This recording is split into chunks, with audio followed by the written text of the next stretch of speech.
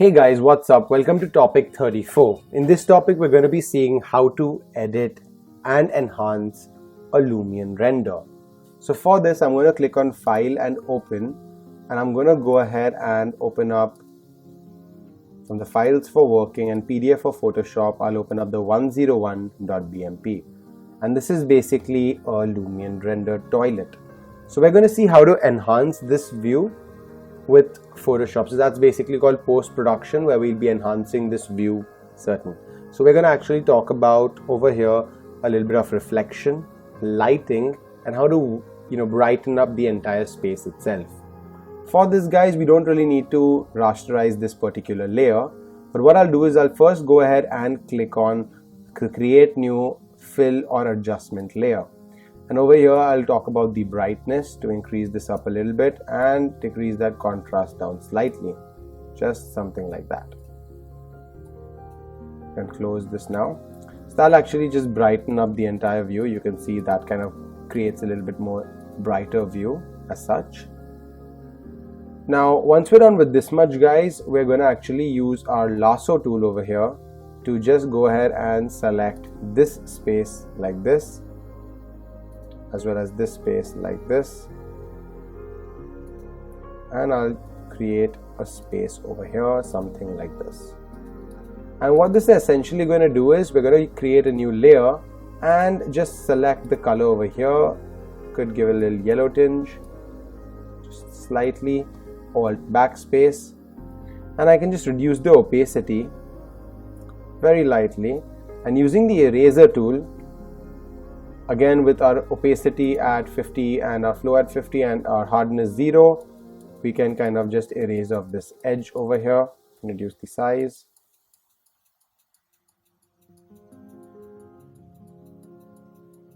Just something like that. So you can see actually how that's looking, guys. That's when I hide this layer, you can actually see that that light is actually playing a lot of difference in our view. So though it's very light, it's still being noticed, and it makes more addition sense to what we are trying to do. Even we can increase it something like this with the opacity. Now I'll use the marquee tool, guys, to actually make a small marquee tool box over here. I'll create a new layer and fill in color. I'll reduce the opacity of this as well, and similarly I'll take the erase tool, guys, and just erase this base off. Here what I want you guys to do is erase up to at least half.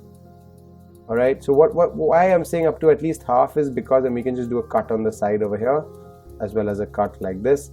And why I'm saying half is because now I will press Ctrl T and I will actually scale this down a little bit more. So that actually gives this more, a very good look to this entire thing.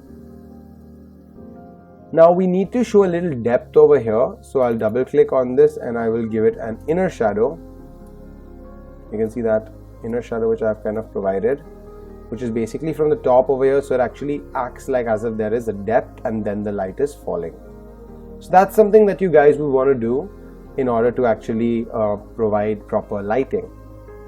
Now the next thing over here, guys, is I'm basically going to go ahead and use the wand tool to select this whole portion. So I'll increase the tolerance, select this portion over here, create a new layer, and I'll fill in color white. Actually, I reduced the layer again from here, but we won't do this now, we'll do this later.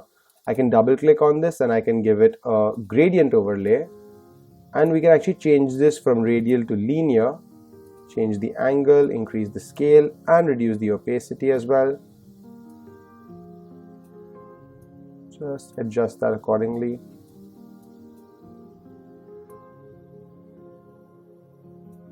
And once I'm done with this, I'll actually reduce the opacity total from here. And what that's going to do is it's actually going to bring this nice color overlay to our entire pot. And that would actually give it a proper reflection look, like as if it's actually ceramic. You can see that little slight difference, and that'll actually change the entire look of this. Otherwise, you can see how bland it's looking, just a gray box. Here it gets a little tone because of the dark to light. Now these are basically the reflection and the basic lighting. I'll use the the poly lasso tool over here to actually go ahead and select this whole portion from here, like this, like that, over here as well, coming here and coming here as well. You can see I've created this layer.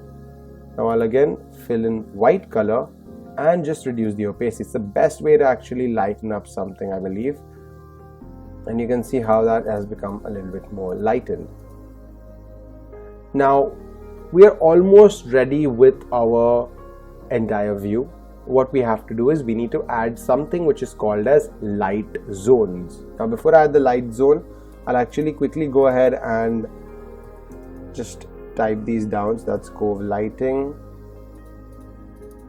that's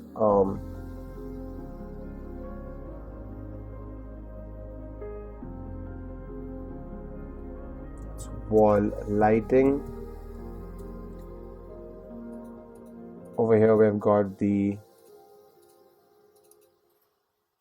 toilet reflection and our